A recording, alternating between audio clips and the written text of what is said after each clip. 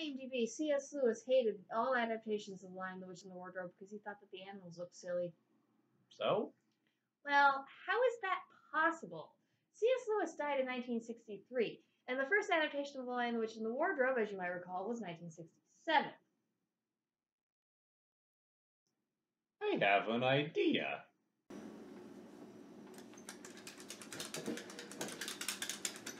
Clive! Clive! Clive! What do you want? I believe in ghosts now. Neat. Clive, which version of the Chronicles of Narnia did you not like? You summoned me for that stupid question? IMDb lied to you. Now let me go rest. I thought as much. Well, but as long as you're here, would you be interested in watching a movie about you? A documentary? No, it's a TV movie made by the BBC. Oh. It was later adapted into a play for West End and Broadway. Oh, West End is good. That was then adapted into another movie. Oh, well, I might as well. Neat.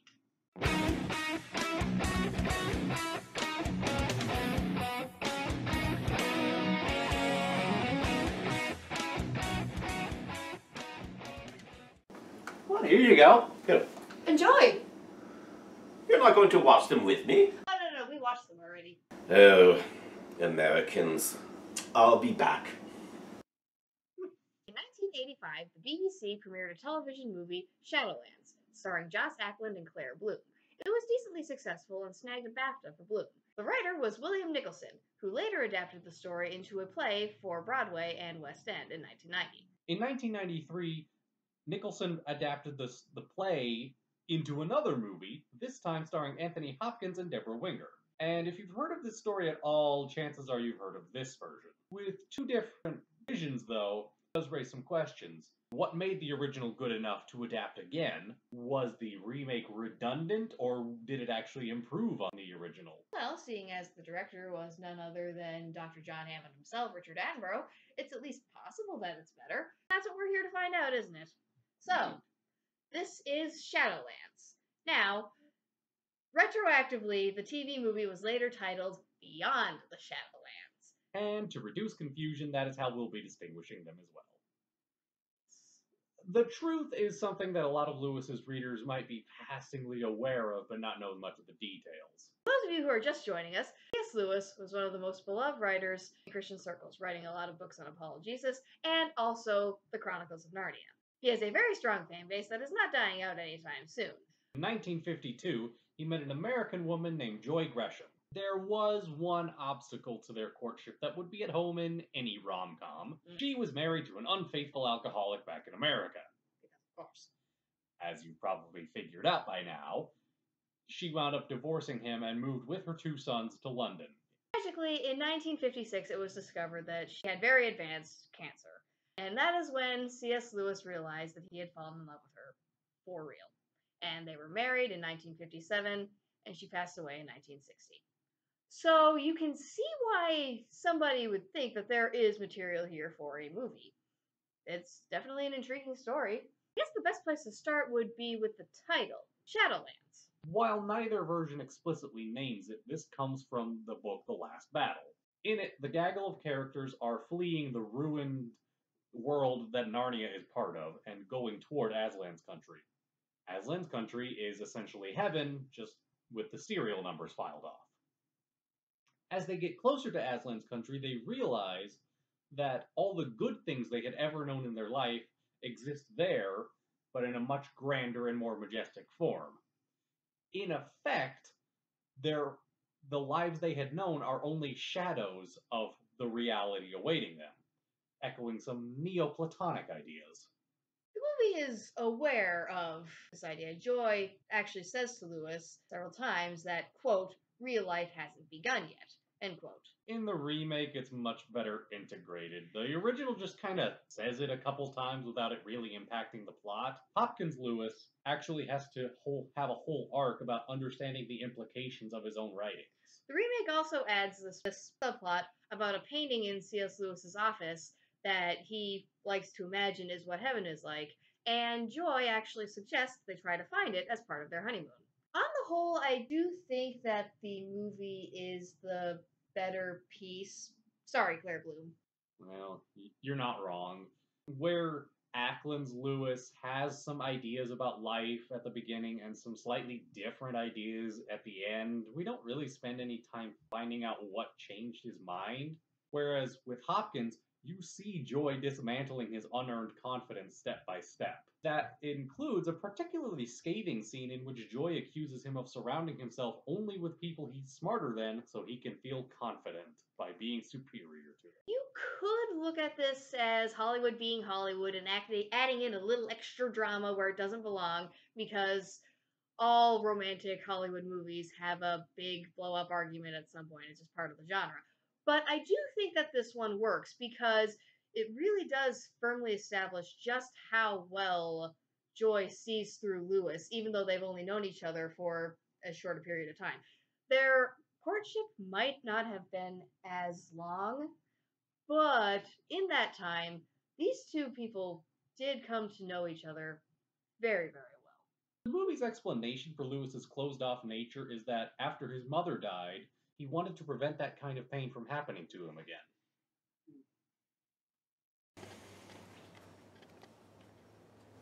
I've run out of popping corn. Clive. Oh, please call me Jack. Clive. Death and chance stole your mother. But rather than become a victim, you've done everything in your power to control the fates. For what is Professor Lewis? An attempt to master the forces of chaos that sweep our world. An attempt to control death itself. But I can't, can I? None of us can. Did you just compare C.S. Lewis to Batman and Robin? Positively? Think I did? Well, may I cut in? It is your life, be my guest. Well, I just finished the latter one just a moment ago, and I was wondering if an uninitiated viewer could come away from it with the impression that I abandoned my faith after Joy's death. What do you mean? Well, this ending is so brief. First you see me angry after the funeral, and then you see me angry at Oxford, then I'm still angry there, and I lament how life is all suffering to my brother. He makes me talk to my stepson. We cry together. Then that's the end? Oh, and why do I only have one stepson? We'll get to that a bit later. My stepson or my faith? Your stepson. But we'll talk about your faith first.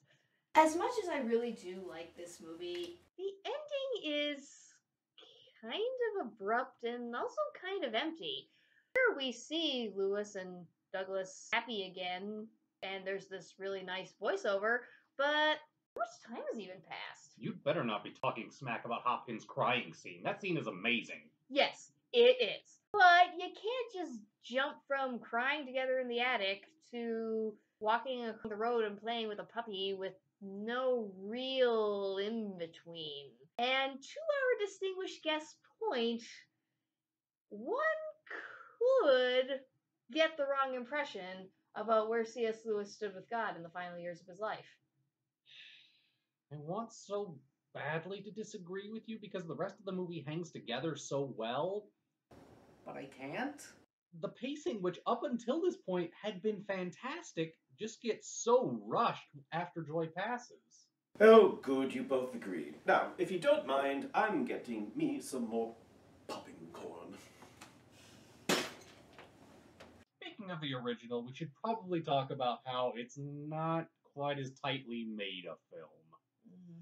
There are several moments where it just feels like the editing needed to be a little faster. A good example is when Joy first comes to the Lewis house, and it holds on a close-up of her smiling for a few seconds longer than it needed to. This is a movie that could have used a second pass in the editing room, is what I'm trying to say. Yeah, no, I completely agree. There are a couple scenes here and there where it feels like the camera started rolling, but nobody actually told the actors that, so they're waiting for the director to. That's not to say that Joss Ackland and Claire Bloom are doing a bad job. No, they do give very good performances. I especially like the scene where Ackland's Lewis is visiting Joy in the hospital the first time, and the nurse comes in and tells him that She's already given him 15 minutes, and he snaps at her that this is my wife. You can tell her body language, this is the first time that he's called her that. Oh, did we mention that C.S. Lewis and Joy Gresham actually were married before she got sick as a technicality so she could stay in the country in the first place? Uh, I would also like to add the scene where he tells Warney that is hilarious in both versions. Mm-hmm. He just casually comes out, sits down by Warney, and turns to him and says, "I decided to marry Joy." Warney's reaction, which is obvious shock that he's trying to hide behind his typical stiff upper lip demeanor, is comedy gold. Warney is actually something of a subtle difference between the two. In the original, he's pretty forgettable. That's not to say that David Wallace is doing a bad job. It's a fine performance. It's just not that interesting. Yeah. With a lot of the same lines, Edward Hardwicke makes the character much more engaging. He has a lot more energy and personality, and he also has a couple lines that aren't in the original, like when Lewis says he's going to marry Joy for real. He immediately says that he needs to start looking for another place to live. Mm-hmm. He doesn't say that like he's being inconvenienced. He just knows he doesn't want to be a bother to his newlywed brother. Now, one character that is drastically different between the original and the remake is the chaplain, Harry Harrington. In the remake, he's a very good friend and confidant to Lewis. One of my favorite scenes in the remake is when he puts together for the first time, while talking to Harry, what he really does feel for Joy. Harry offers his love and support. It's a great scene. Hopkins is such a good actor. Both movies touch on how it would have been a major scandal for somebody of C.S. Lewis's stature to marry a divorced woman. But in the original, that scandal element is a much bigger part of the story. Harry, on those grounds, actually refuses to do Lewis's wedding, the real wedding. What a jerk! Because Harry refuses to do the ceremony, Lewis turns to another chaplain friend named John, who does the ceremony gladly. He even lays hands on Joy to pray for healing. That's a nice touch.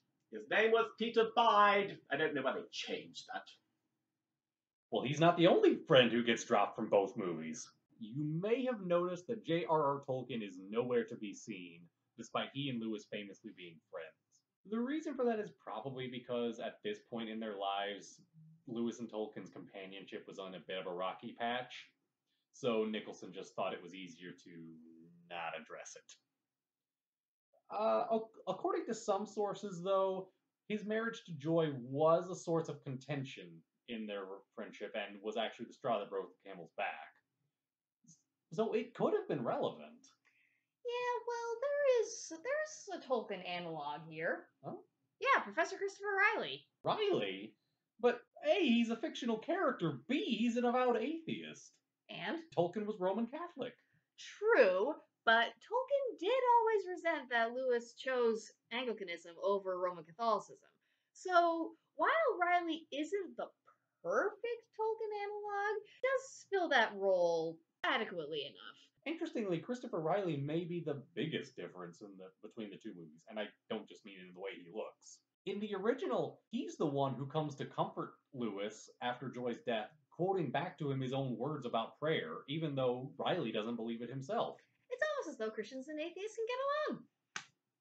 In the remake, though, the closest he gets to a tender moment is when he comes up to Lewis and is like, "I'm so sorry." It's not quite the same thing. Yeah, it's funny. In the original, the chaplain is the jerk, and the atheistic professor ends up being the colleague who comes to his aid. And then in the remake, those roles are flipped. The atheist is the jerk, and all those sympathetic moments get transferred over to the chaplain.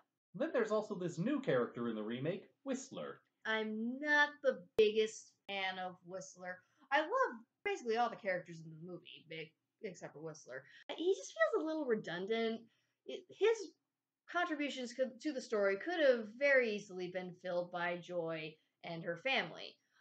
And he kind of feels like a sophisticated hipster, if you will, a hipster before hipsters were a thing. Sleeps in class, he steals books, drops out of Oxford because he's above higher learning or something.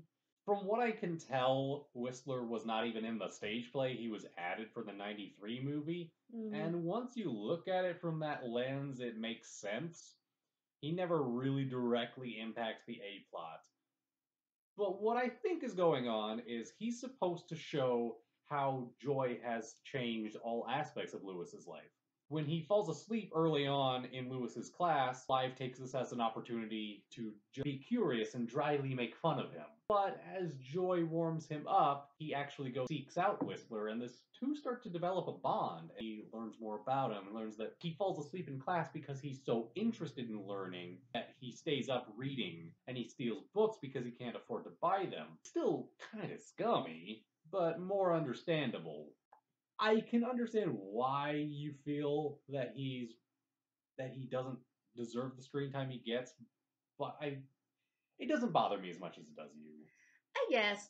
It's like I said, I don't hate the guy. I just find him unnecessary. Well, I think mostly I find that screen time could have been given to, say, David Gresham, his other son. He's in the original. Yes, but the original kind of forgets about the kids for a good bulk of the story, and neither of them really have a unique enough personality to really tell them apart. Really, the only time you're really for sure, which one is David and which one is Douglas is after Joy dies, because for some reason, only Douglas needs to be comforted.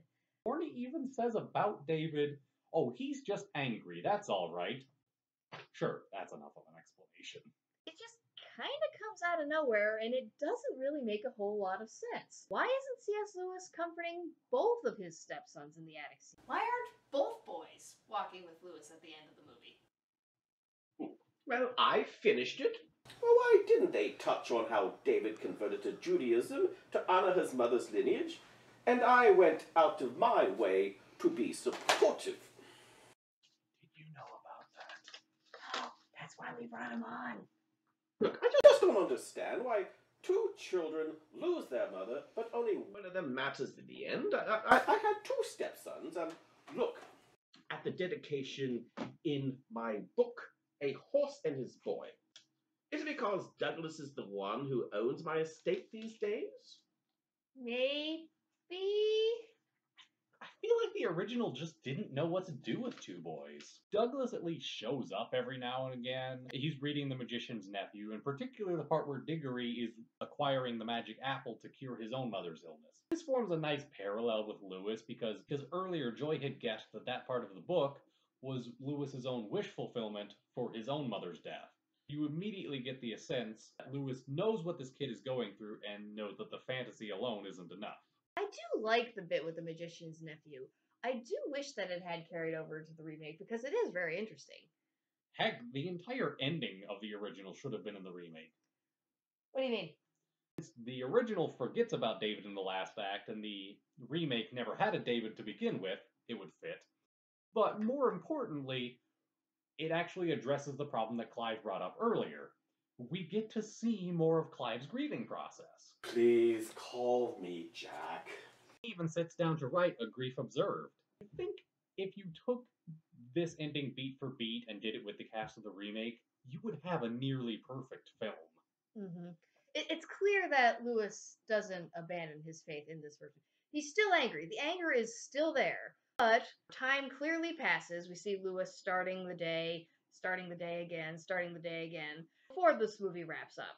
There's some more consistent passage of time and arriving to a conclusion. Okay, how does the same writer fail at wrapping up the same story, but in two completely different ways? So, what'd you think? Well, I am deeply flattered that someone would want to tell this story, and I think it would have done well. I think it was done well, actually. Perhaps not as accurately as it could have been, but done well. Oh, the remake is the better of the two. It's better acted, directed, written, edited, and paced. But there are some notes from the BBC film that they should have taken. Do you have a rating for them both? I'm sorry? Oh. No. Well, the BBC film is good enough. You can tell it was made for television, but you wouldn't regret watching it afterwards. The 1993 film, though, however, is a money's worth. So close, but I only wish the ending was a touch better. Well, you can't argue with C.S. Lewis. Can I go now? Yeah, I guess.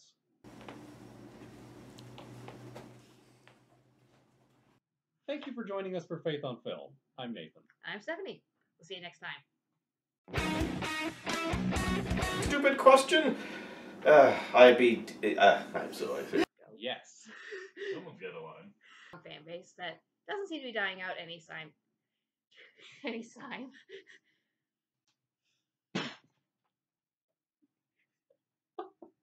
Okay, I kind of like to accidentally run into something even better than when it wasn't supposed to be in there.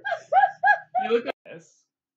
No, I think that's my line. But It is your line. I'm trying to remember what I But said. you said my line, so I said your line.